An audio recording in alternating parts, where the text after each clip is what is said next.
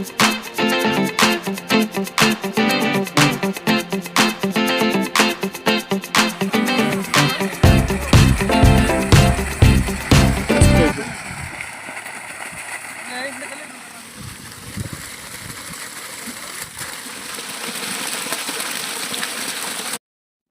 என் பேர் வெங்கடேஷ். நான் வந்து காப்பிரெட்டிப்பட்டி மொத்தம் பாலவரிசை கிராமம்.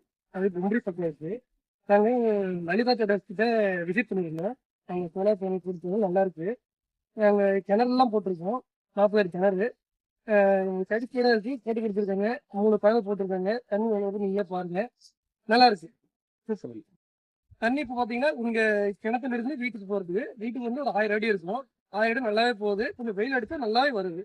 ஒன்றும் பிரச்சனை இல்லை, சூப்பராக இருக்கு.